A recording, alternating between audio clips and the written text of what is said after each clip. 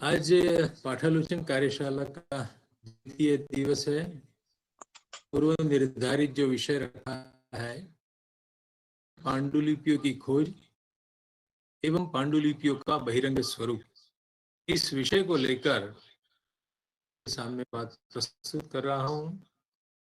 ये यद्यपि informative part है,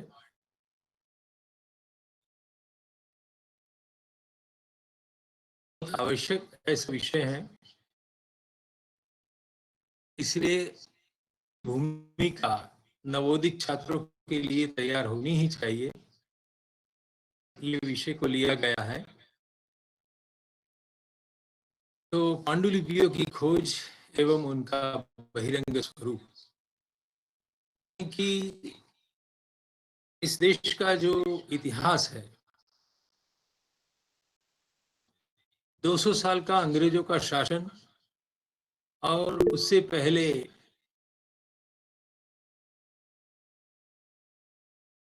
वह हमारा देश ज्ञान संपदा है, वो कैसी अस्त व्यस्त होती रही है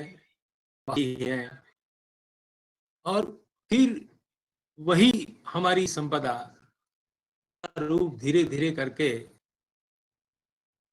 है और आज वो पूरी गति से आगे बढ़ रही है। इतिहास को ध्यान में लेना भी बहुत जरूरी है कि किस तरह से का विषय जब शुरू हो रहा है, एक नई जानकारी और नई शिक्षा दीक्षा देने का उपक्रम है। भारत सरकार ने भी हमारे सम्मानीय अटल बिहारी वाजपेयी जी की प्रेरणा से लिपि मिशन की 2003 में स्थापना हुई। ये देश अब जागरूक हो गया है, लेकिन भूमिका सभी नवछात्रों के दिमाग में होनी चाहिए। इस आशय से मैं ये बात आपके सामने रख रहा हूं कि हस्तलिखित ग्रंथ भंडार थे या नहीं थे, तो कहां थे, क्या है हमारा पूर्व इतिहास। कि तक्षशिला और तीसरी गुजरात में आई हुई वल्लभी, 3 स्थान ऐसे हैं कि जहां पर विश्व प्रसिद्ध भंडार थे। पक्के सबूत मिलते हैं, पक्के प्रमाण भी मिल चुके हैं अभी तक। जब अखंड भारत था, तब भारत के पश्चिमोत्तर भाग में पाणिनि पैदा हुए, अष्टाध्यायी लिखा गया, विश्व का स्थान रहा। बिहार में मगध है, वहां पर नालंदा विश्वविद्यालय कार्यरत था। और गुजरात में जो शत्रुंजय पर्वत आज है, जहां पालीताना जैनियों का बड़ा तीर्थ धाम है, जहां वल्लभी डिस्ट्रिक्ट है, उस वल्लभी में जहां जैन आगमों को लिपिबद्ध किए गए थे, ग्रंथस्थ किए गए थे, यानी वो एक ग्रंथ का लिखित मूर्त रूप जहां पर दिया गया था, वो वल्लभी स्थान है। बहुत सारे ग्रंथ, हस्तलिखित ग्रंथ, ग्रंथ भंडार यहाँ तीनों स्थान पर आए हुए थे। आकर्षित होकर भगवान बुद्ध से आकृष्ट हुए चीनी यात्री सम्राट हर्षवर्धन के में, जिसका 47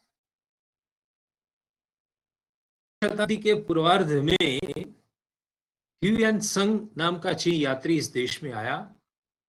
राजभवन में स्थित जो पुस्तकालय था, उस सारे ग्रंथ वो अपने साथ ले गए के लिए। दूसरी एक पांडुलिपि से दूसरी पांडुलिपि बनाने के लिए करीब 20 प्रतिलिपिकर्ताओं को, लहियाओं को, लिपिकारों को उस समय पर बिठाए गए। वह स्वयं बताते हैं कि जेतवन विहार के पुस्तकालय में तो पाठकों के लिए वांचन खंड भी था, रीडिंग रूम्स भी बनाए गए थे।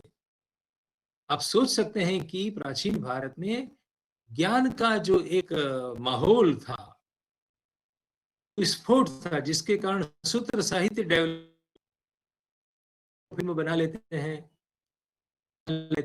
उसी तरह से जब ज्ञान का अति विस्तार हो गया तो हमारे आचार्यों ने ये भी सोचा था तो सूत्रबद्ध किया जाए, छोटे छोटे सूत्र में सारी व्याकरण विद्या लिखी गई, न्यायशास्त्र की विद्या लिखी गई। वो पीरियड है ईसा पूर्व 600, यानी आज से 2500 वर्ष पहले का ये भारत का चित्र हमारे सामने आ रहा है। बुद्ध से आकर्षित हुए सम्राट अशोक ने जब हमारे पड़ोसी देशों में भी धर्मोपदेश के लिए बहुत सारे बौद्ध भिक्षुओं को भेजे, अपने पुत्र पुत्री को भी भेजे थे, चाइना से यहाँ ये सारे प्रवासी आने लगे और यहाँ से बहुत सारे ग्रंथ उठाकर ले गए। चाइनीज भाषा में उसका रूपांतरण हुआ। उसी तरह से नालंदा में ईस्वी सन की 4वीं शताब्दी से लेकर तक का जो एक बड़ा कालखंड है, वहां पर 3 पुस्तकालय थे, ऐसी बात हमको कही जा रही है। रत्नसागर तथा रत्नांजक ऐसे नाम भी दिए गए थे। ये तीनों मैन्युस्क्रिप्ट लाइब्रेरी थी। उस परिसर को धर्मगंज प्राचीन भारत में, मध्यकालीन भारत में कहा जाता था। रत्नसागर ग्रंथागार था, वह 9 स्टोरी बिल्डिंग था, 9 मंजिल वाला वो मकान था। यात्री इट्स जो ईस्वी सन की 7वीं शताब्दी के उत्तरार्ध में नालंदा में रहा।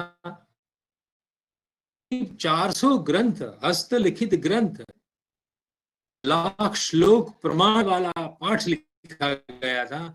ये सारी लिखित सामग्री वो यहां से तत्पश्चात शिलालेख प्राप्त होता है, जिससे मालूम होता है कि वल्लभी में भी वो कालखंड है 475 से लेकर 775 तक का ग्रंथ संग्रह था, जो यहाँ के मैत्रक राजाओं ने उसकी व्यवस्था बनाई थी और एक ग्रंथागार यहाँ पर गुजरात में भी बनाया गया था।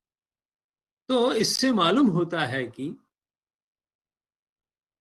पश्चिमोत्तर, पूर्वोत्तर भारत और गुजरात जैसा पश्चिम हुआ प्रदेश, वहां पर ये सारे ग्रंथ भंडार यहाँ मौजूद थे और सभी कार्यरत थे। विद्या का व्यासंग निरंतर यहाँ पर चलता रहता था। मध्यकाल के भारत में देव ने गुजरात में क्या किया, यह भी जानने योग्य है। गुजरात का 11वीं सदी का ज्ञानार्जन करने का, ज्ञान संचित करने का एक विश्वविद्यालय कक्षा का या उससे भी बड़ा लेवल का जो एक पुरुषार्थ यहाँ गुजरात में हुआ था, पॉलिटिकल एक्टिविटी भी जुड़ी है, उससे भी मैं आप सबको अवगत करना चाहूंगा। सिद्धराज जयसिंह देव तो गुजरात के ये राजा के बीच में वैरभाव से लड़ाइयां होती रहती थी। जयसिंह देव के पिताजी परास्त हो गए थे। रहने के लिए जयसिंह देव ने वहां पर आक्रमण कर दिया। पूरी मैन्युस्क्रिप्ट लाइब्रेरी अवध गुजरात में 11वीं शताब्दी में लाई गई। बाद में किसी ने राजा को टौना भी मार दिया। बाहुबल पर ये सब वहां की धन संपत्ति, वहां का आयुधागार और अंत में जाकर ग्रंथागार भी तू उठा के गुजरात की ओर ले आया है, लेकिन तू स्वयं तो कुछ पढ़ नहीं सकता है। जो सरस्वती कंठाभरण इत्यादि ग्रंथ लिखकर उन्होंने जो कीर्ति अर्जित की है, उस कीर्ति को तू अपी पराजित नहीं कर पाएगा। चोट राजा जयसिंह को लग गई और उसने अपने राज्य उपासना करने वाले हैं सामने आए। सबने हेमचंद्र सूरी का नाम दिया कि यह एक ऐसे आचार्य हैं, इतने तेज हैं कि वो भोजराज की जो विद्या कीर्ति है, यश पताका है, उसके साथ टक्कर ले सकता है। तो हेमचंद्र सूरी को कहा कि आप भी कुछ ऐसा बनाइए कि गुजरात का विद्या जगत में नाम हो जाए। हाँ, मैं जरूर लिख सकता हूं, लेकिन से मुझे और भी मंगवा के प्रस्तुत करो मेरे सामने, तब जाकर मैं कुछ गुजरात का नया पहले व्याकरण बनाऊं। तो राजा सिद्धराज जयसिंह देव ने कश्मीर आदि प्रदेशों में अपने सैनिक भेजे और वहां से बहुत सारे हस्तलिखित ग्रंथ गुजरात में लाए गए। ग्रंथ संपदा यहाँ एकत्रित होने के बाद सिद्ध हेम शब्दानुशासन व्याकरण नाम का ग्रंथ लिखा गया। चूंकि हेमचंद्राचार्य जैन थे, इसलिए उन्होंने पाणिनि व्याकरण में जो वैदिक सूत्र थे, वैदिक संस्कृत भाषा के संबद्ध जो सूत्र थे, उनको हटा दिए और अपने जैन आगमों को पढ़ने के लिए जो उपयुक्त होने वाला था व्याकरण बनाने के लिए, जो अष्टाध्यायी के सामने नया 8 अध्याय वाला सिद्ध था, उसमें 8वां अध्याय प्राकृत व्याकरण का बनाया। पहले 7 अध्याय में संस्कृत, लौकिक संस्कृत भाषा का व्याकरण है और अष्टम है। अब देखिए, सिद्धराज जयसिंह सिद्ध शब्द लिया और हेमचंद्राचार्य ने अपने नाम से हेम लिया, शब्दानुशासन का नाम बनाया सिद्ध हेम शब्दानुशासन। मोर नाचा अंग में किसने जाना, राजा ने कहा गुजरात ने व्याकरण तो बना लिया, जाने की हमने सरस्वती कंठाभरण इत्यादि जो भोजराजा के व्याकरण और अलंकार के ग्रंथ है, उससे भी बेहतर कुछ लिख दिया है। किसी ने 300 लिपिकार बिठाकर हेमचंद्राचार्य की उपस्थिति में उसका प्रतिलेखन करवा, 300 पांडुलिपियां बनाई गई और सारे देश के विभिन्न कोने में उसको फैलाया गया। ये ज्ञान यहां नया क्रिएट हुआ और उसकी जानकारी देने के लिए यहां से पांडुलिपियां बाहर भेजी गई। ज्ञान उपासना में इतने तेज थे कि उस समय के वो कलिकाल सर्वज्ञ माने गए। ये टाइटल, ये बिरुद उनको दिया गया है। सर्वज्ञ ये बहुत बड़ा बिरुद है। प्रत्येक शाखा में एक ग्रंथ लिखे हैं, आप ये जानकर ताज्जुब हो जाएंगे। में प्रमाण मीमांसा लिखा, छंदोनुशासन लिखा उन्होंने अभिधान चिंतामणि लिखा, बहुत सारे निघंटु ग्रंथ लिखे, आयुर्वेद के भी निघंटु लिखे भी लिखा और पुराण स्टाइल का त्रिषष्टि शला का पुरुष, इतने सारे ग्रंथ लिखे और सबकी पांडुलिपियां बनवाकर गुजरात में से सारे देश में पहुंचाई गई। आज भी हम साउथ इंडिया के कोई कमेंटेटर को देखेंगे, शाकुंतल पर लिखी हुई है, उसमें इति है मह, इति अमरः तो हम बार बार पढ़ते हैं, इति विश्वः, इति मेदिनी, इति हलायुधः तो पढ़ते हैं, लेकिन इति हैमः भी लिखते हैं।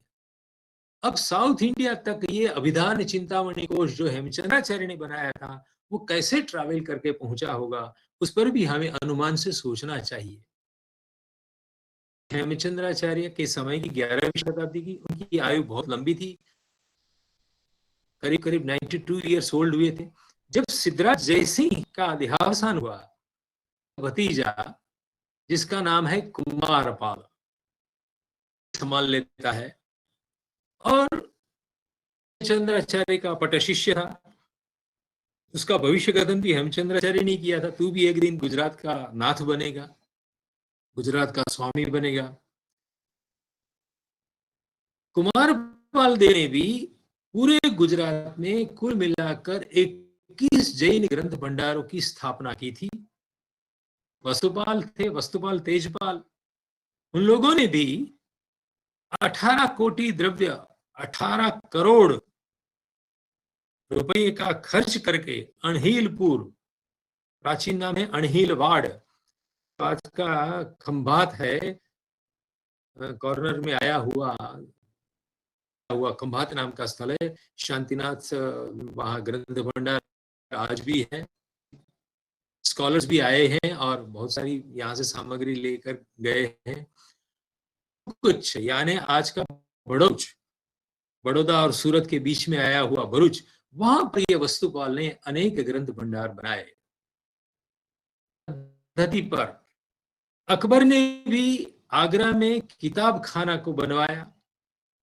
1000 किताब थी, जिसको 1641 में एक स्पेनिश यहाँ आया था, उसने देखा था, ऐसा ब्यौरा मिलता है। उसी तरह से म्यांमार यानी ब्रह्मदेश, असम के नीचे वाला भाग के आदेश पर बौद्ध विहार में 295 हस्तलिखित ग्रंथों का दान करवाया गया था। 13वीं शताब्दी का पूर्व है, तो मालूम होता है। देख सकते हैं कि मॉडर्न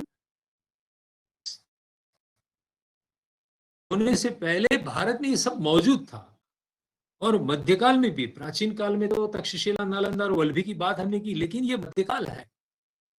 14वीं शताब्दी में भी क्या कुछ होता रहा है, उसका एक विवरण आपके ध्यान में होना चाहिए।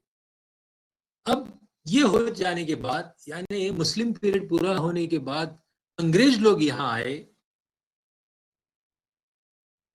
की स्थापना की उन लोगों ने कलकत्ता में करके। उन्होंने अपना यहाँ पांव जमाए, लेकिन भाग्यवशात एक न्यायाधीश सर विलियम जॉन्स जो आए, वो विद्या प्रेमी व्यक्ति थे।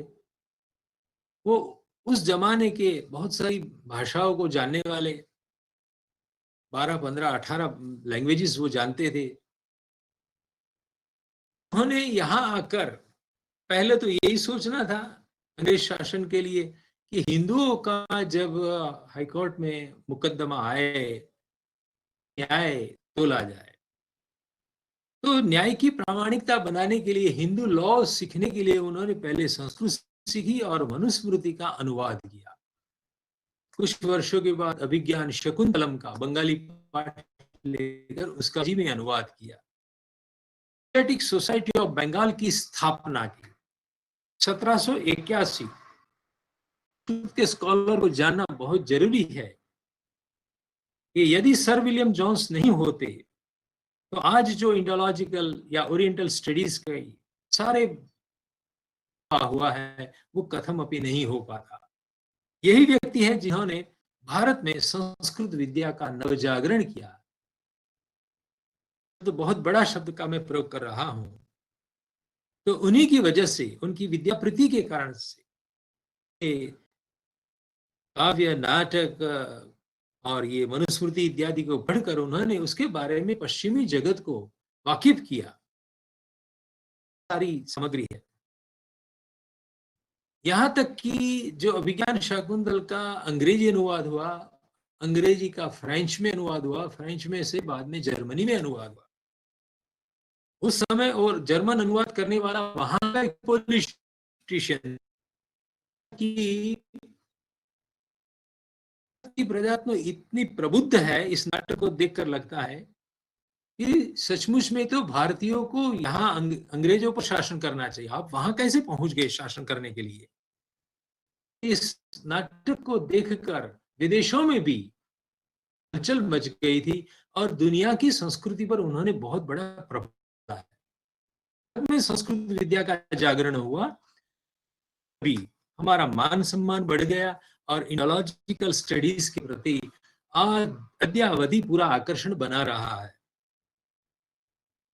वही सर विलियम जॉन्स के एक मित्र भी यहाँ पर थे, रॉबर्ट चैम्बर्स। उन्होंने भी 18वीं शताब्दी के अंतभाग में बहुत सारे संस्कृत ग्रंथ, पांडु ग्रंथ एकत्रित किए थे।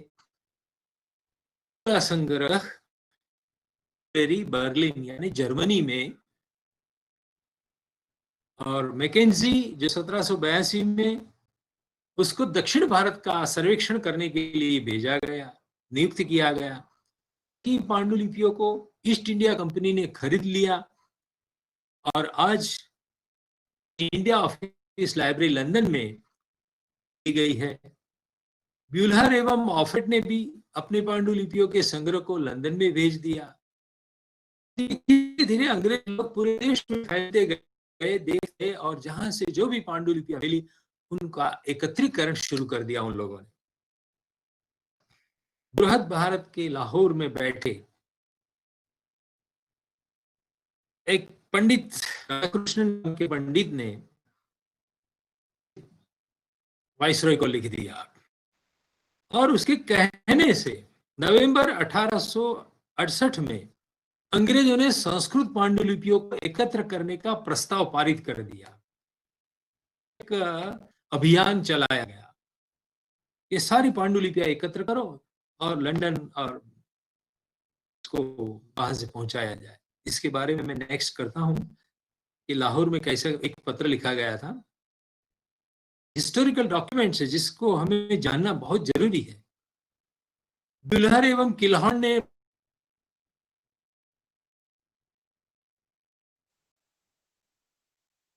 हुआ करके पूरे भारत में घूम घूम कर विवरण प्रस्तुत किया 10 साल के अंदर। 1878 में ये प्रकाशित भी हो गया। उसी के दौरान हमारे भारत देश के भी कुछ पंडित लोग उस काम में लग गए, जैसे कि राजेंद्र लाल मित्र बंगाल की और सारी पांडुलिपियां का लिस्टिंग करने लगे। पश्चिम भाग देखा, गुजरात और कश्मीर का ब्यौरा किया।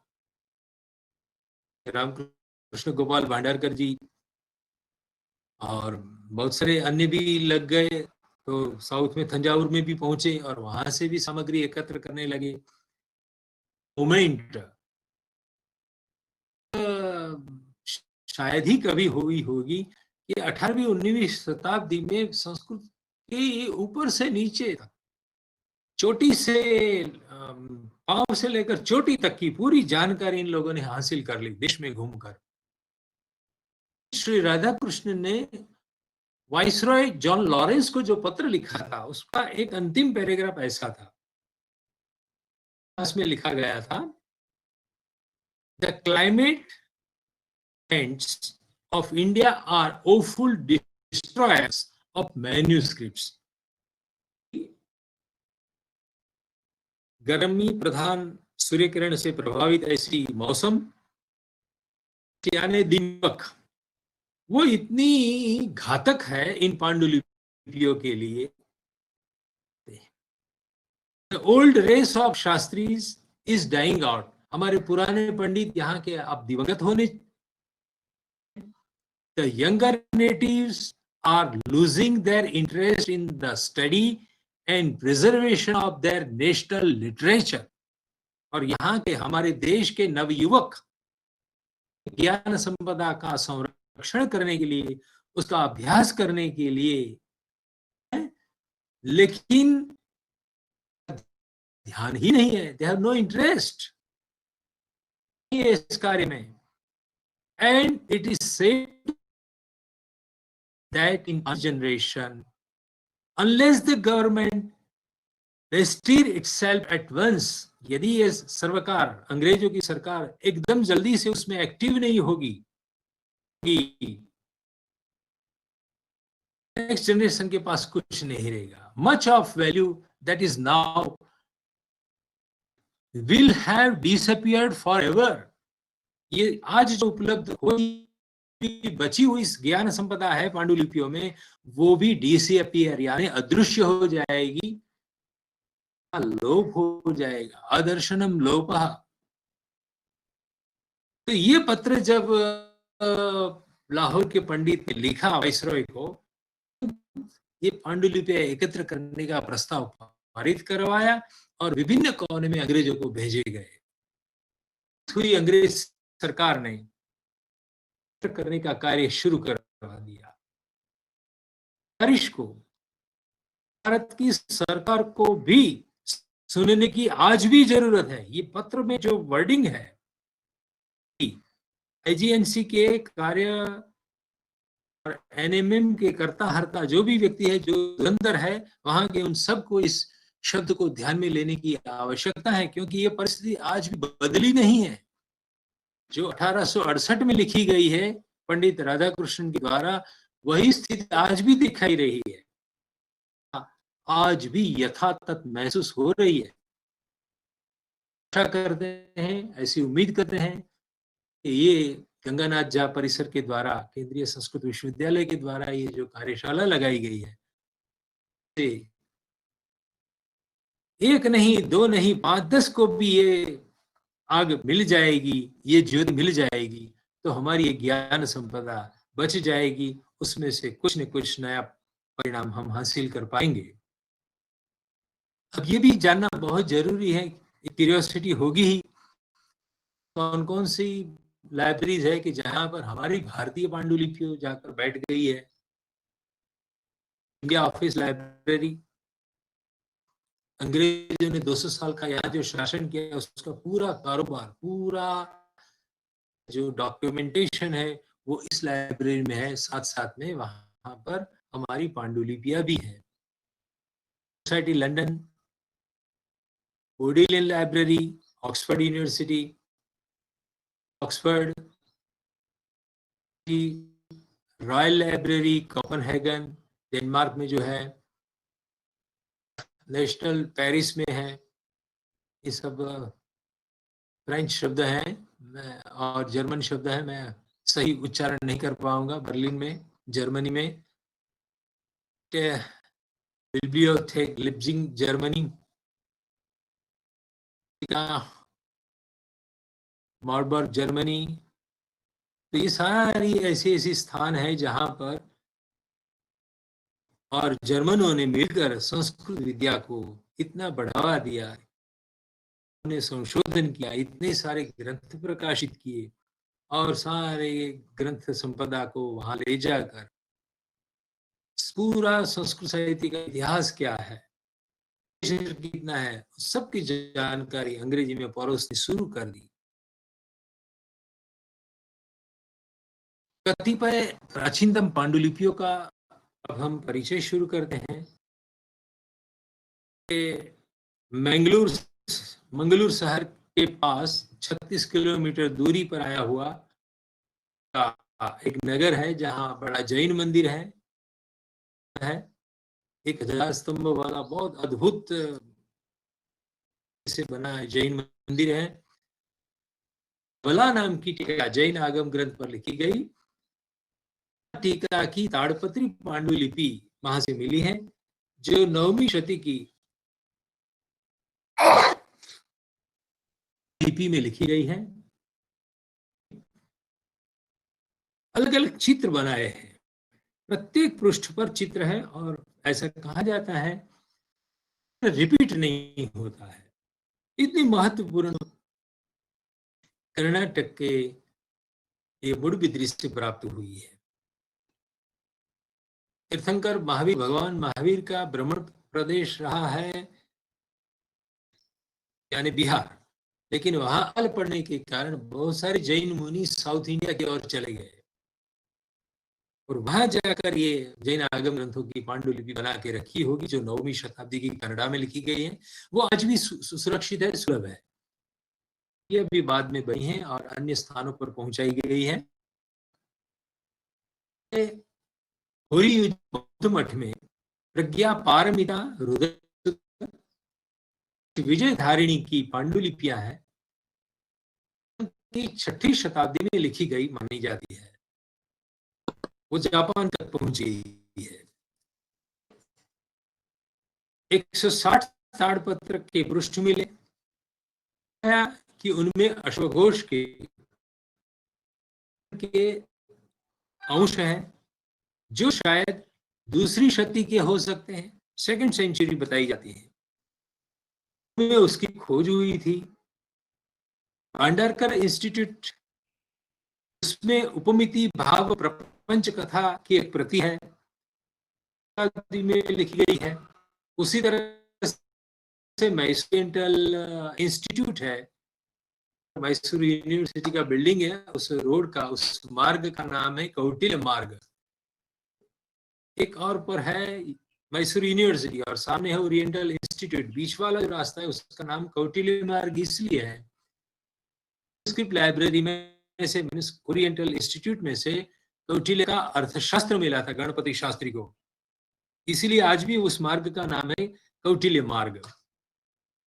वो मैन्युस्क्रिप्ट लाइब्रेरी जहां पर बौधायन श्रौत सूत्र की 120 सेंटीमीटर लंबी, सबसे लंबी ताड़पत्री प्रति यदि कहीं पर है तो वहां पर है। 95 सेंटीमीटर की प्रतिलिपि, जिसमें कमल प्रमेय मार्तंड नाम का ग्रंथ लिखा गया है। यह भी जैन लॉजिक का ग्रंथ है। मैसूर में देवी भागवत 4 बाय 2 सेंटीमीटर की सबसे छोटी मातृका भी वहां पर उपलब्ध है।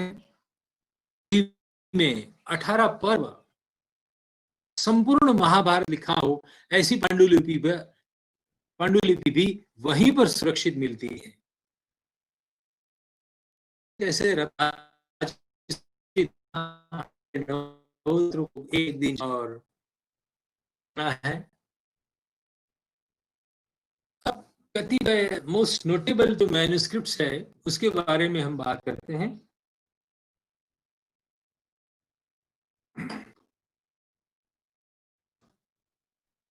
हस्तलिखित पांडुलिपि का एक अवशेष आपके सामने प्रस्तुत किया है।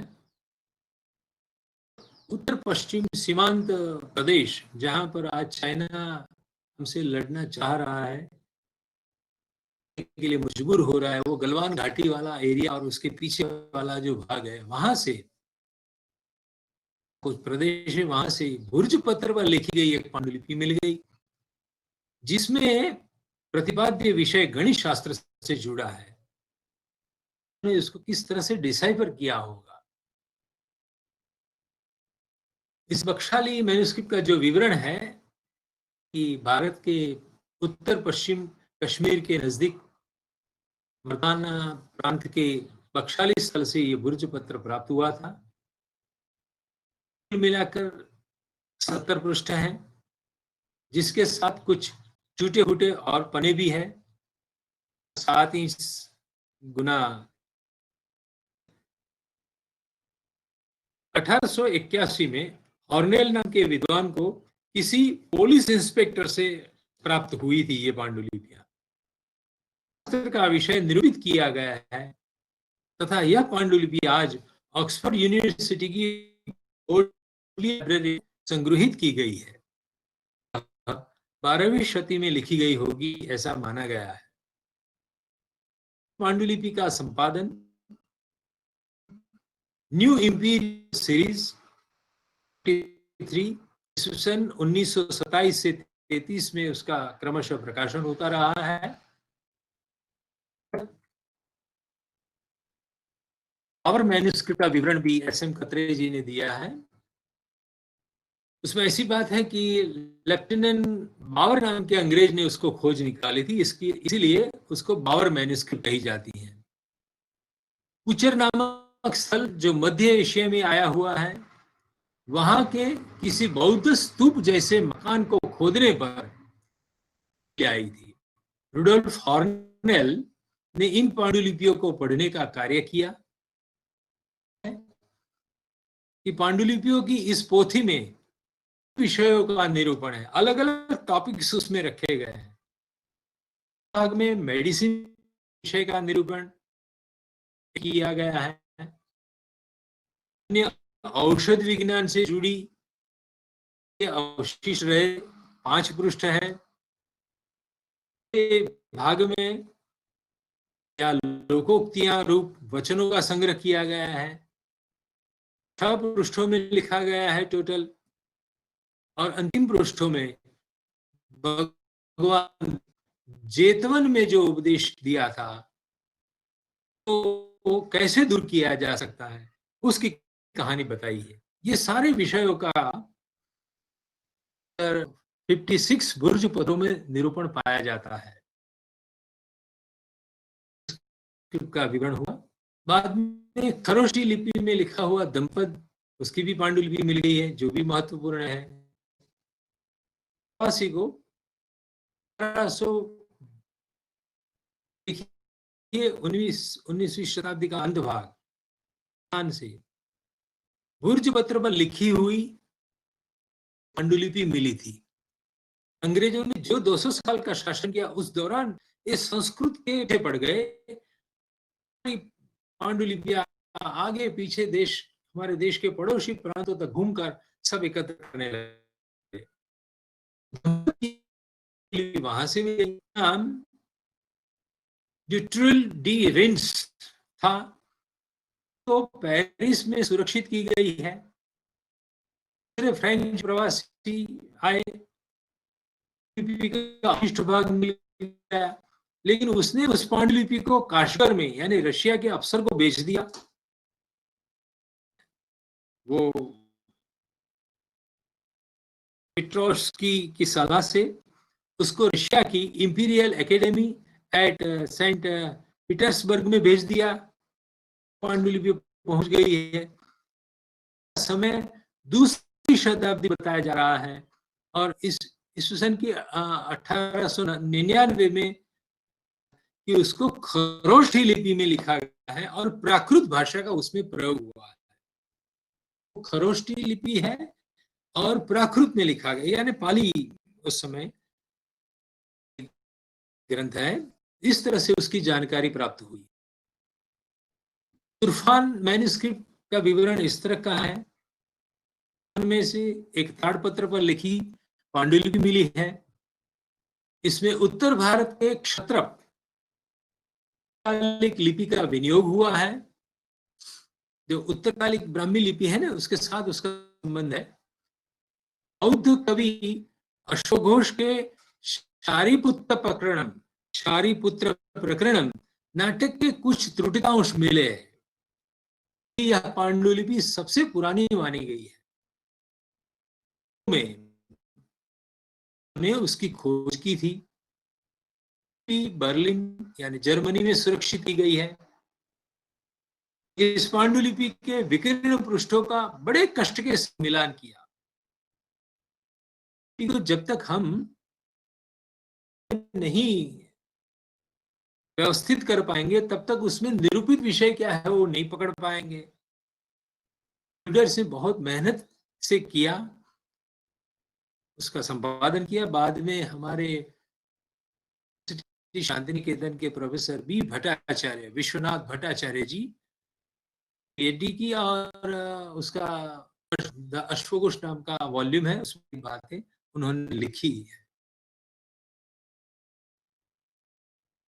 जो पांडुलिपि भुर्जपत्र वाली आप देख रहे हैं,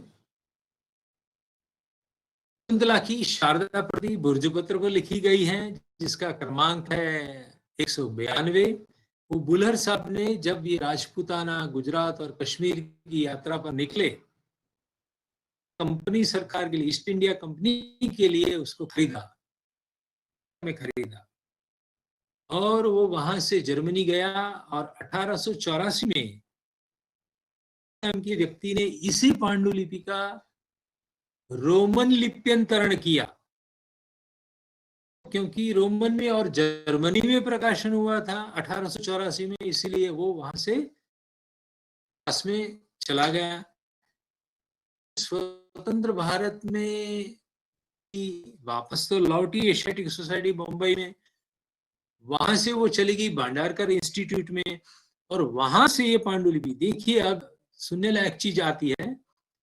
भांडारकर इंस्टीट्यूट में ब्यूलर ने खरीदा हुआ पूरा पांडुलिपियों का संग्रह पहुंचा तो सही, लेकिन उनमें से ये विज्ञान शकुंतला की पांडुलिपि गायब हो गई।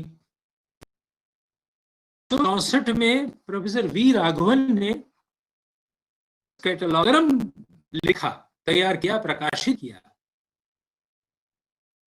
तो उसमें उन्होंने, वी राघवन जी ने लिख दिया, जो भुर्जपत्र पर लिखी गई अभिज्ञान शकुंतला की ओल्डेस्ट मैन्युस्क्रिप्ट की बात कर रहे हैं, जिसका नंबर 192 है, इंस्टीट्यूट में नहीं है, नाउ इट इज लॉस्ट, ऐसा शब्द उन्होंने लिखा है।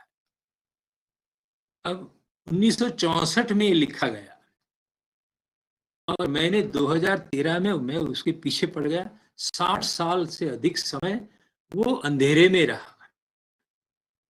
इंस्टीट्यूट में से शायद परहैप्स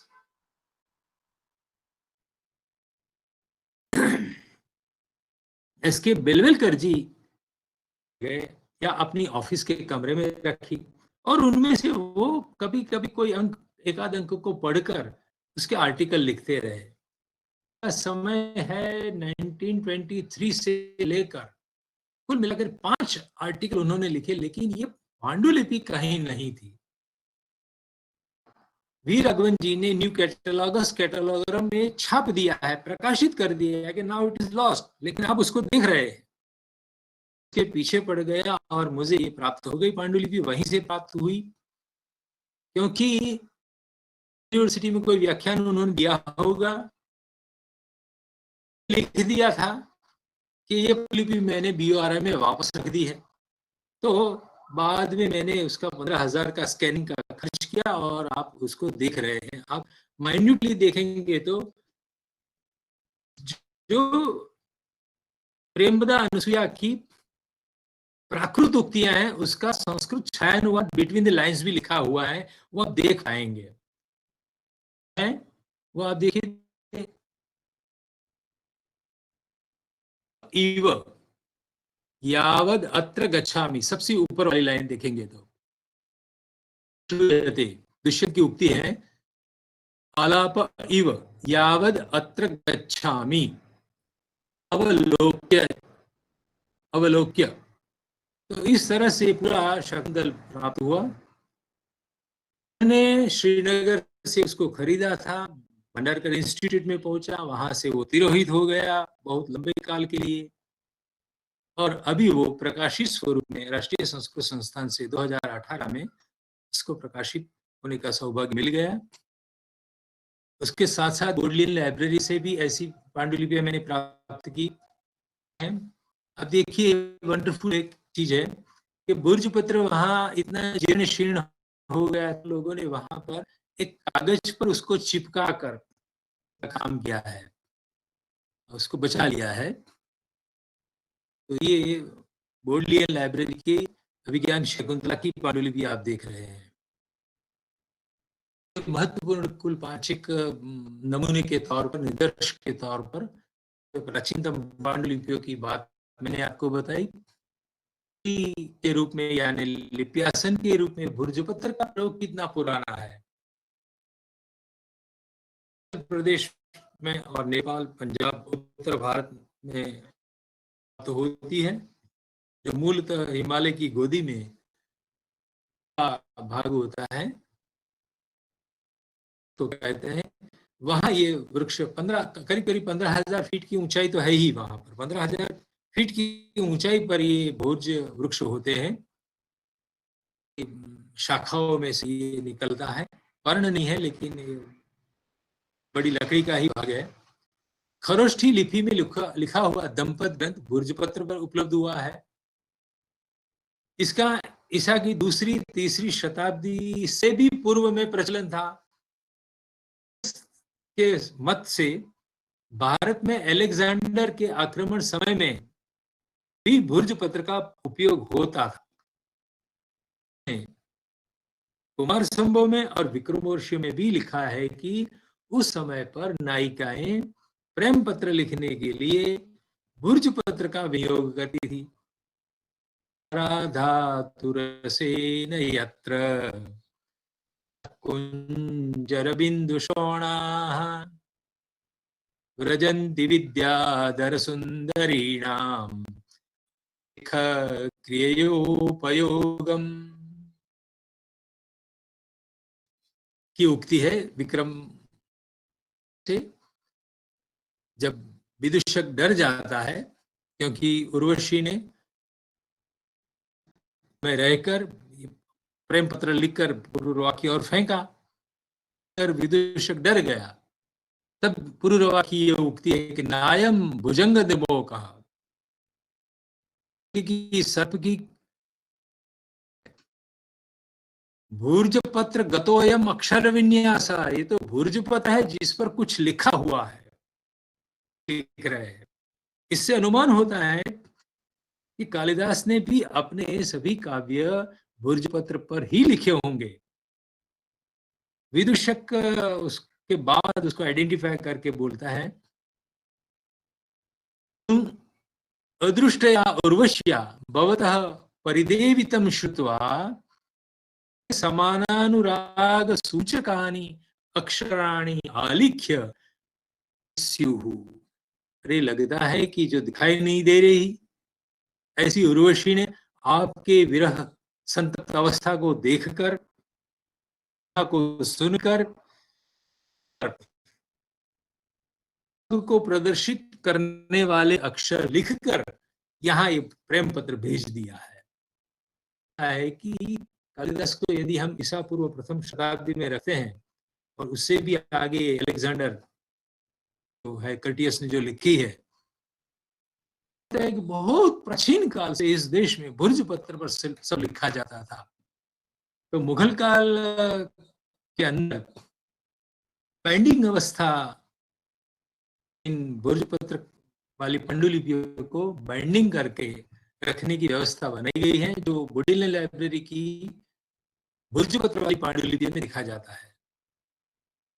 अब हस्तलिखित प्रति पांडुलिपि जिसको कहे या मातृका कहे, अंग्रेजी में जिसको मैन्युस्क्रिप्ट कहे, लिखा गया। तो पांडुलिपि का जो बहिरंग है उसमें हमें क्या क्या जानना चाहिए, मेरे पूर्वगामी वक्ता ने ये सब आपको बताया होगा, लेकिन मैं ईषद स्पर्श मात्र इस विषय को कर लेता हूं। उस साइड पर दो मार्जिन हाशिया होता है, और एक मिनट जरा मुझे चार्जिंग की आवश्यकता है, 1 मिनट रुकिए।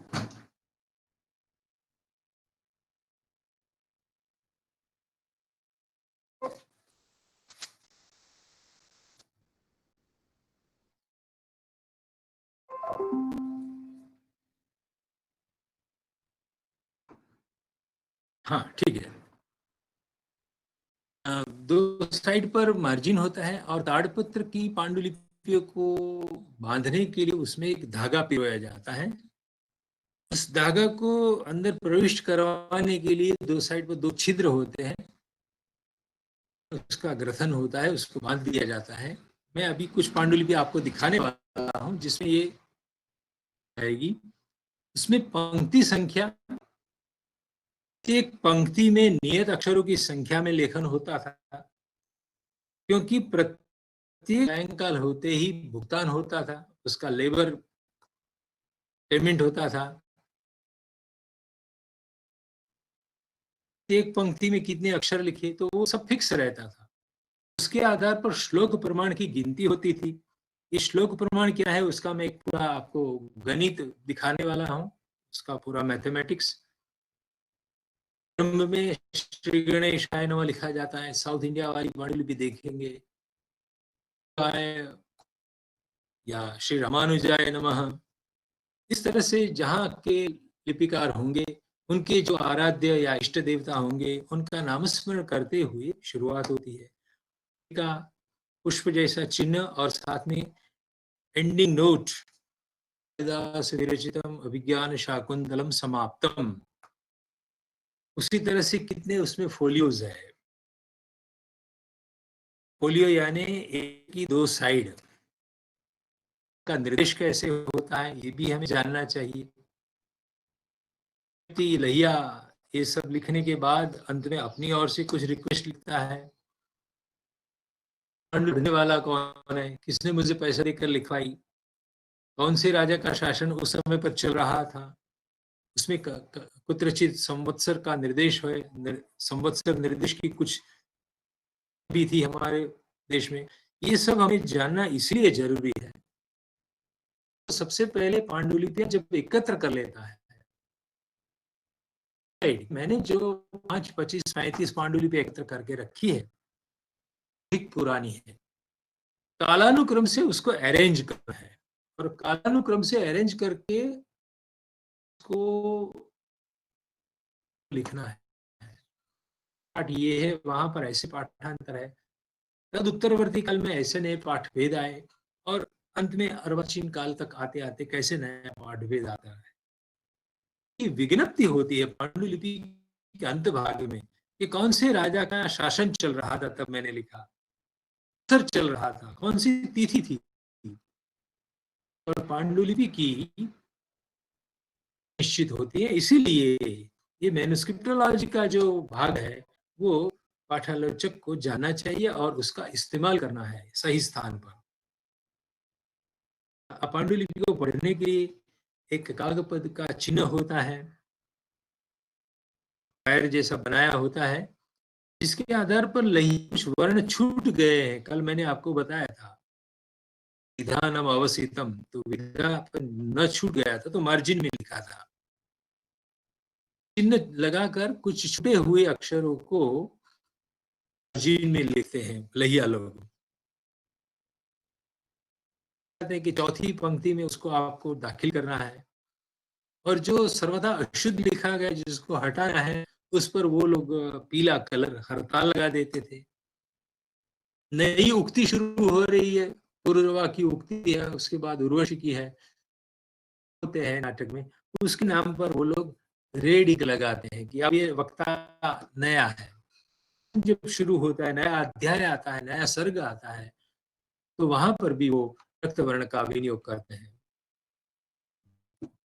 और लेखक में भेद है, ये भी हमको जानना चाहिए। महाभारत के ग्रंथकार है और गणपति उसके लेखक है, लिखती स लेखक। ग्रंथकार दोनों एक नहीं है।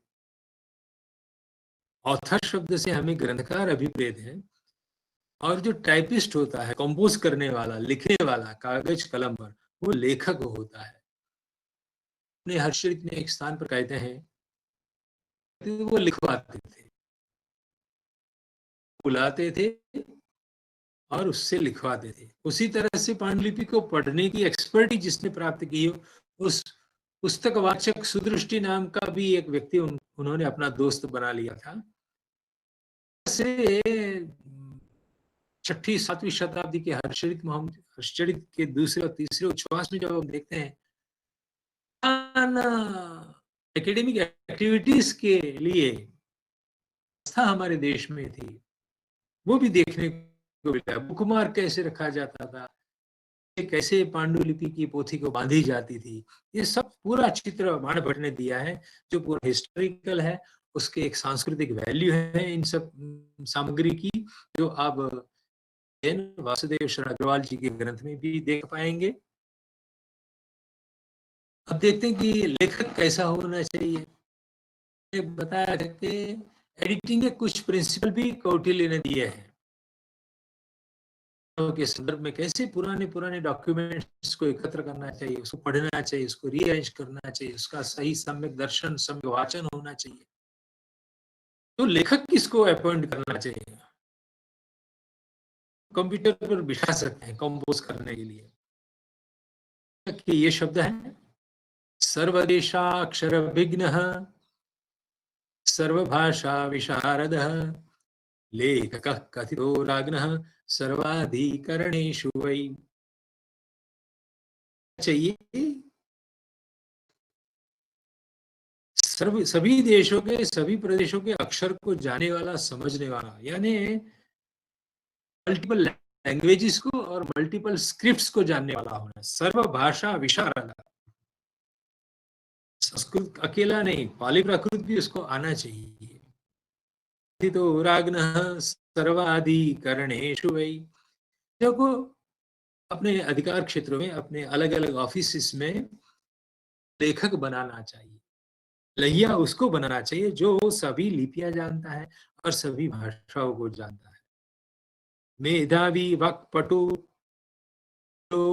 लघुहस्तो जितेन्द्रियः परिज्ञाता एष लेखक उच्यते। ऐसा नहीं कि वो नॉन मैट्रिक व्यक्ति है इसीलिए उसको बिठाया गया। वाक्पटु बोलने में जिसके उच्चार शुद्ध है, जो पढ़ता है वो सही सुनाई पड़ता है, सम्यक उच्चारण करने वाला होना चाहिए। नहीं, यदि वो सम्यक उच्चारण नहीं कर पाएगा तो लिखेगा भी गलत। अनुपस्थित, बहुत सारी पांडुलिपि में आप देख, उपस्थित ठीक रूप से लिखा ही मिलता है। तो प्राचीन काल के ये, जिसको हम अर्धदग्ध कहे, न पूरा अनपढ़ है, इन बिटवीन जो है करने वाला है, वही लहिया बन जाता है। जब लहिया बनता है तो उपस्थित के स्थान में वह उपस्थित लिखता है। ऐसे व्यक्ति को अपॉइंट करने की मनाही करता है, ऐसा नहीं होना चाहिए। स्पीडी राइटिंग वाला होना चाहिए, शॉर्ट हैंड राइटिंग करने वाला। जितेंद्रिय, लिख लूंगा पहले जरा टीवी एपिसोड देख लेता हूं, नो। जितेंद्रिय, बाहरी प्रलोभनों से आक्रांत नहीं होने वाला होना चाहिए, कंसंट्रेशन के साथ लिखने वाला होना चाहिए।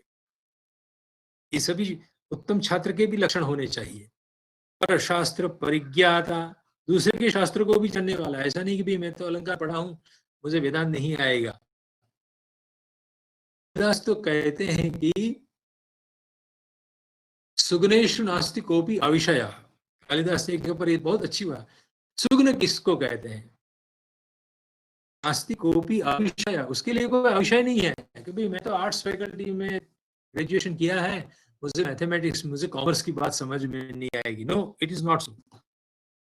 ये है कि जिसको सभी शास्त्र, सभी फैकल्टी का ज्ञान होता है। शास्त्र परिज्ञाता एष लेखक उच्यते। बहुत कड़ी रिक्वायरमेंट्स रखी है कौटिल्य ने, लेकिन वो एकदम और एकदम इमरजेंसी वाले डॉक्यूमेंट के साथ जो खिलवाड़ न करे, ऐसी व्यक्ति ऐसी ही होनी चाहिए। उसकी गंभीरता को ध्यान में रखते हुए ये सारे उन्होंने। और लेखक कैसा नहीं होना चाहिए, बार बार लेखनी को तोड़ने, लेखनी भंजक नहीं होना चाहिए, निष्पादक नहीं, बार बार शाही के डॉट, मसी के डॉट पांडुलिपि में पढ़ेंगे तो पांडुलिपि खराब हो जाएगी।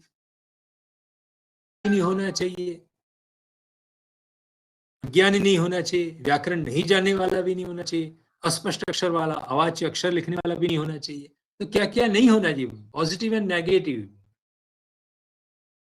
लेखक का वर्णन उन्होंने बताया है कि ये जो फोलियो की बात मैं कर रहा था, आपके लेफ्ट हैंड साइड पर आप देखिए तो वहां पर शकुंतल नीचे एक लिखा है, लेकिन ठीक उसके नीचे वाले पृष्ठ पर अंग्रेजी में किसी ने 61 ऐसा नंबर लगाया है, लेकिन दोनों मिलकर एक फोलियो होता है। साइड पर आपकी दक्षिण हस्त की ओर आप देखेंगे तो वहां पर 2 लिखा है शकुंतल के नीचे, फोलियो शुरू होता है, लेकिन उसके पीछे वाला जो भाग है अंग्रेजी में लिखा है, उस पर लहिया ने कोई क्रमांक नहीं दिया है। यानी फोलियो उसको कहते हैं जिसमें 2 पृष्ठ होते हैं और पृष्ठ का पिछला वाला भाग दोनों मिलकर एक फोलियो बनता है। कुल 4 प्रति देख रहे हैं, 4 फोटोग्राफ देख रहे हैं, लेकिन है 2 फोलियो की अंडरस्टैंडिंग भी क्लियर होनी चाहिए।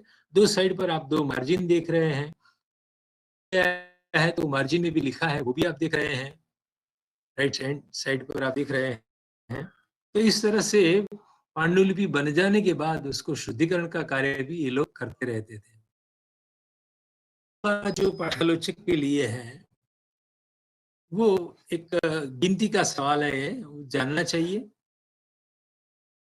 अथवा श्लोक प्रमाण की गिनती कैसे होती है। के एकम यूनिट को एक श्लोक अथवा एक ग्रंथ ऐसा नाम दिया जाता था। में 32 अक्षर होते थे, तो 32 अक्षर को हमने एक यूनिट, एक मानक एकम बना लिया, यानी एक ग्रंथ अथवा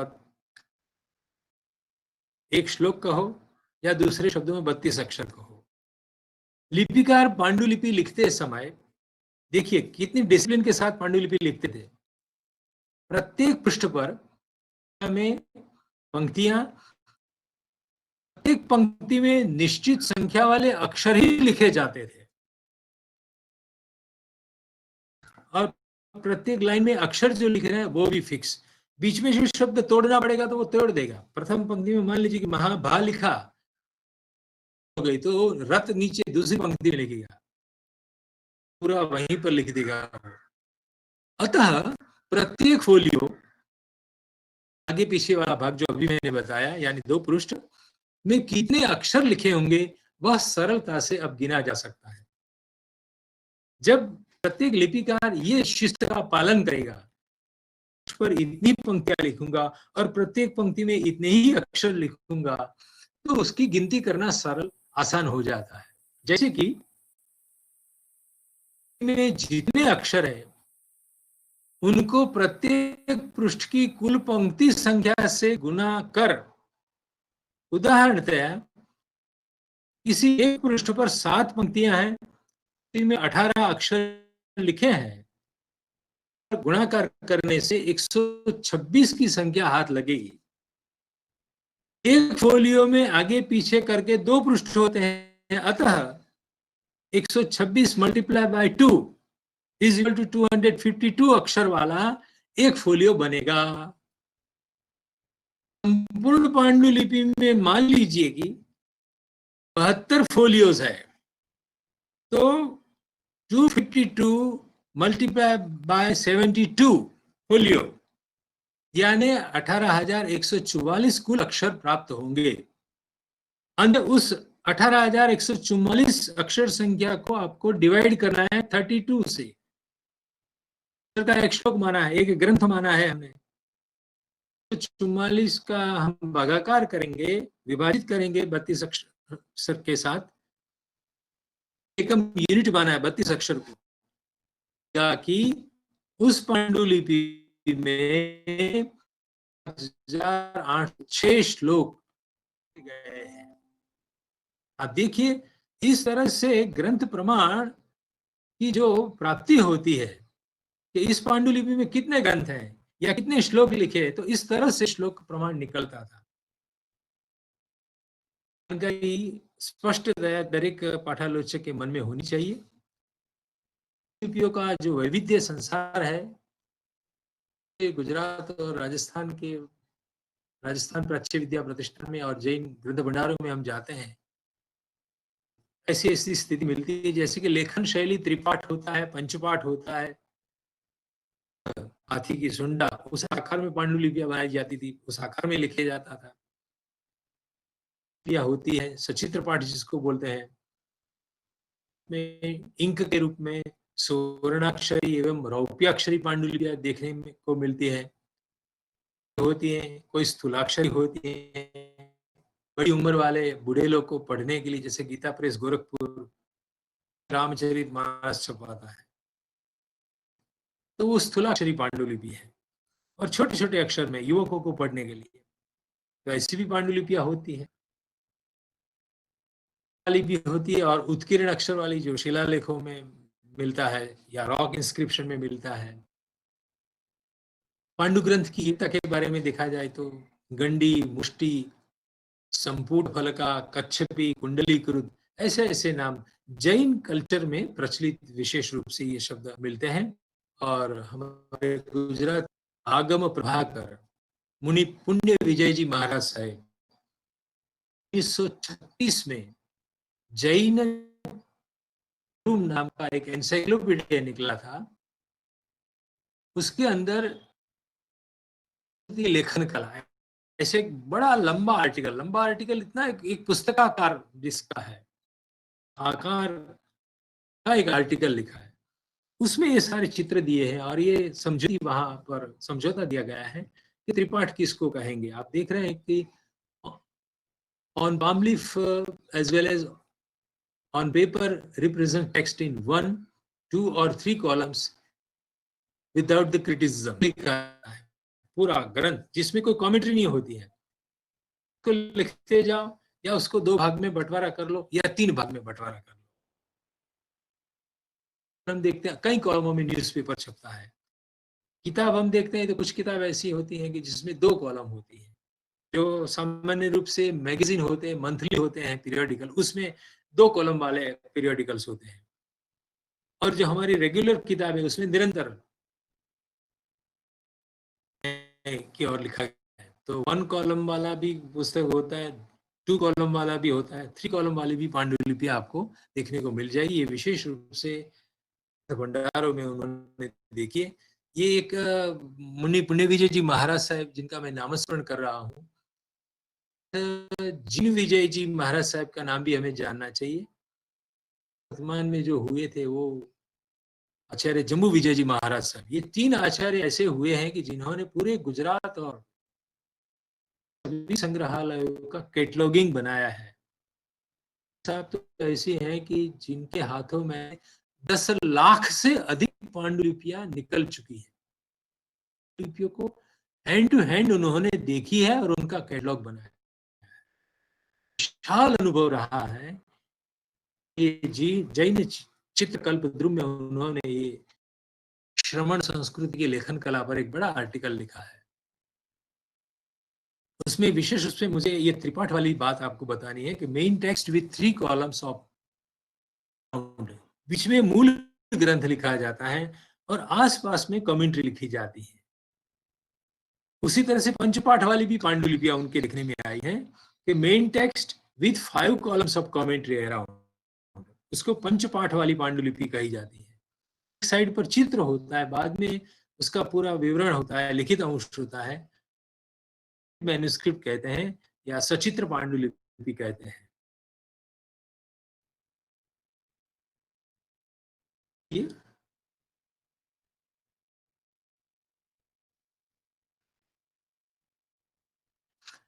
red and whiting decorative numerical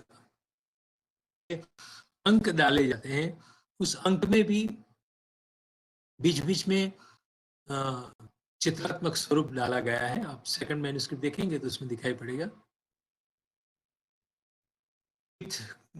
golden letters, बीच बीच में स्वर्ण अक्षरों में से एक पंक्ति दिखाई पड़ती है आपको चौथी पांडुलिपि में। ब्लैक पेपर, तो वाइट स्पेस रखकर उसमें लिखावट होती थी। Golden lines, writing with empty space forming a design, भाग छोड़ देते हैं रेगुलरली, जिसके कारण पूरी पांडुलिपि में कोई आकार जा रही है। कभी कभी मालिक अपना नाम भी लिखवाता था, ये पांडुलिपि है, तो इसमें रिक्त भाग छोड़कर विशेष रूप से ये बनाया जाता है कि हमारी भारतीय संस्कृति, भारतीय सभ्यता और जो ज्ञान विज्ञान विकसित हुआ, कला से हमारा जो नाता रहा है, उन सबके ये गवाह है। हम जैसे कोई गंवार व्यक्ति नहीं थे, कितनी समृद्ध हमारी परंपरा है। ये तो ये सारी पांडुलिपियों का इतना वैविध्य, जिन्होंने 10 लाख पांडुलिपियां देखी थी अपने हाथ में लेकर, वो ये विवरण मैं आपके सामने रख रहा हूं। चित्र नहीं है, वास्तव में ऐसी पांडुलिपियां उन्होंने देखी है और उन्होंने अपने हाथ से चित्र बनाए हैं। देखिए स्थूलाक्षरी बोल्ड लेटर्स कहते होते हैं, माइक्रो लेटर्स कैसे होते हैं। वो एक वो मिरर के माध्यम से, पांडुलिपि विपरीत अक्षर से लिखी गई है। दर्पण को रखना पड़ेगा, आदर्श रखना पड़ेगा, तब आप उसको पढ़ पाएंगे। उसको कहते हैं ना, उस मिरर इमेज के रूप में पांडुलिपि बनाई, यानी कोई गुप्त डॉक्यूमेंट राजा को लिखवाना है जो दुश्मन पांडुलिपि तो भी न पढ़ पाए, दर्पण की सहायता से जो पढ़ी जाए, ऐसी भी पांडुलिपियां हमारे देश में बनाई जाती थी। एक हमारा समृद्ध जो था, उसका कुछ एक झलक आपको दिखाई मैंने।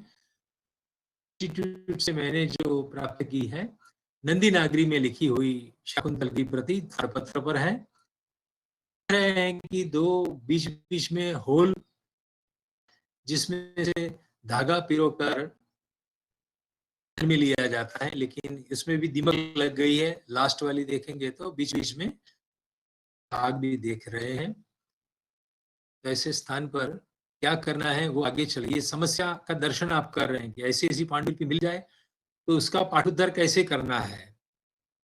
करने का सवाल नहीं है, यहाँ खाना पूर्ति करने का सवाल है कि इतने खोए हुए शब्दों या अक्षरों का क्या करना, कैसे उसका मिलान हो सकता है। ये केरला यूनिवर्सिटी की मैन्युस्क्रिप्ट लाइब्रेरी से प्राप्त किया गया 245 नंबर की मैन्युस्क्रिप्ट है, जो मलयालम स्क्रिप्ट में लिखा हुआ शकुंतल है। लेकिन ताड़पत्र है, छोटी छोटी 6 इंच वाली पट्टियां हैं। समुद्री तट पर होने वाले ताड़पत्र की पहचान। दो प्रकार से दो प्रकार के ताड़पत्र होते हैं समुद्र तट पर, एक खरताल होता है और श्रीताल। खरताल जो होता है उससे पांडुलिपि नहीं बनती है, वो किसी काम का नहीं, वो जलाने के लिए लकड़ी के रूप में काम ले जाता है। लेकिन जो श्रीताल नाम का वृक्ष होता है उसके पर्ण ही में परिवर्तित किए जा सकते हैं। तो ताड़ वृक्ष भी दो तरह के होते हैं। श्रीलंका एवं म्यांमार में बौद्ध त्रिपिटकों का लेखन इन पत्रों पर हुआ है। लेखन के लिए लोहमयी कलम का विनियोग हुआ। अक्षरों को उत्कीर्ण करने के बाद उसमें काली मसी का लेपन होता था, इसलिए लिपि शब्द में जो लेपन क्रिया वाली बात है उसका कारण यह है कि उसको पहले उत्कीर्ण किए, इतने स्टिफ होते हैं, कड़क कठिन होते हैं ये, कि जिसको आपको एक नोकीले लोहमयी कलम से उसको उत्कीर्ण करने पड़ते हैं। बाद में उस पर आपको काली शाही का लेपन करना है, तब आप उसको पढ़ पाएंगे। तो लिपि का मतलब ये है कि की हुई लिखी हुई, उसमें एक या दो छिद्र बनाए जाते थे। धागा पिरोने की बात जो मैंने कही थी वो आप देख रहे हैं, ये जो व्हाइट कलर का देख रहे हैं, ऊपरी वाले भाग में एक गांठ लगा कर रखी है ताकि अलग अलग ना हो जाए, सबको बांध कर रखे जा सके। ये एक ऐसा स्थान है जो मैं आपको दिखाना चाहूंगा। आचार्य हेमचंद्र जी का जो ज्ञान मंदिर है वो आप देख रहे हैं पाटन में स्थित। एक ऐसी आशा करना कि हम कभी वहां जाए। ये फायर प्रूफ बिल्डिंग आप देख रहे हैं कि पढ़ी हुई सब पांडुलिपियां यहाँ पर है। और किसी श्रेष्ठी ने जो साइड में आप राइट हैंड साइड पर डिब्बे देख रहे हैं, गुजरात में उसको डाभला बोलते हैं, डाभला नंबर। वो डिब्बा में इस तरह की धार बनाई है, उसको जब खोलेंगे देखेंगे तभी मालूम होगा, मैं आपको नहीं समझा पाऊंगा। इस तरह से कोई जंतु नहीं प्रवेश कर सकता, न एयर, उसमें हवा भी नहीं जा सकती। एयर टाइट पैकिंग वाला को पूरे पूरी सुरक्षित रखी जाए। और बीच बीच में वो वनस्पतियां रखते हैं जिसके कारण उसमें और कोई खराब न हो जाए। उत्कृष्ट कोटि की शीशम और ऐसे जो प्रकार होते हैं उस प्रकार से बनवाई गई, बहुत कॉस्टली होती हैं, रखी गई। ये संग्रहालय इतना महत्वपूर्ण है कि राजशेखर की काव्य मीमांसा की इकलौती पांडुलिपि यहाँ से निकली है। उनका कोई अनुयायी ने लिखा हुआ तत्वोपप्लव सिंह, उसकी पांडुलिपि भी यहाँ से निकली है। केबल लाइब्रेरी, जिसके बारे में किल्हौर ने, जिन्होंने व्याकरण महाभाष्य का संपादन किया, आए थे, और किल्हौर ने ऐसा लिखा है, पूरे यूरोपियन कोई भी जो भी पांडुलिपि उससे बेहतर लाइब्रेरी ये है। इसके बारे में ऐसा लिखा गया है, किल्हौर ने लिखा है कि लाइब्रेरियों से भी बढ़कर लाइब्रेरी मैंने देखी है यहाँ की। देखिए जो बीच बीच में रिक्त भाग छोड़कर डिजाइन बनाने की बात मैं कह रहा था, तो ओरिएंटल इंस्टीट्यूट बड़ौदा में वन पर्व की पांडुलिपि का एक पृष्ठ आप देख रहे हैं। वन लिखा है तो वन पर्व का भाग है, श्री रामाय नमः, बाद में पाठ चलता है उस तरह से। और जहाँ श्लोक पूर्ण होता है तो वहां दो दंड किया है, रेड इंक से किया है। इस तरह से दो कलर में उसका लेखन हुआ है। भुवनेश्वर स्टेट म्यूजियम भुवनेश्वर, उड़ीसा की मैन्युस्क्रिप्ट लाइब्रेरी में मैंने देखी। गीत गोविंद की ये पूरी पांडुलिपि मैन्युस्क्रिप्ट पर ताड़पत्र पर है, लेकिन उसको साथ में फैला के देखने पर मालूम होता है कि उसमें पूरा जगन्नाथ मंदिर और तीनों भाई बहन के दर्शन आपको हो रहे हैं। बलभद्र जी हैं, सुभद्रा जी हैं और भगवान जगन्नाथ जी हैं। तो पूरा जगन्नाथ मंदिर और 3 विग्रह मूर्ति आपके सामने यहाँ प्रस्तुत है। इस रूप में भी ऐसा नहीं है कि केवल जैनी संप्रदाय में ही चित्र वाली बनाई जाती थी। उड़ीसा की पांडुलिपि भी आप देखते हैं तो एकदम आश्चर्यचकित हो जाते हैं, वहां पर भी चित्रकला और आज भी पांडुलिपियां बनाई जाती है वहां पर। बेस्ट में से बेस्ट जो कटिंग करके मैन्युस्क्रिप्ट का 2 कॉर्नर वाला भाग निकल जाता था, उसको भी अच्छी तरह से काटकर मछली आकार में बनाकर उसमें भी भगवान का नाम स्मरण या कुछ नहीं कुछ डाल देते, उस की चेन जैसा बना लिया है। जैसे की चेन होती है ऐसे ही कोई विष्णु सहस्त्र नामावली या कुछ भगवान के 1000 नाम इस तरह से वो पाठ करने के लिए बना देते थे। ऐसी भी पांडुलिपि वहां सुरक्षित है भुवनेश्वर स्टेट म्यूजियम में, कल्पना स्क्वायर पर जो आई हुई है। तो मत्स्याकार वाली ये पांडुलिपियां हैं।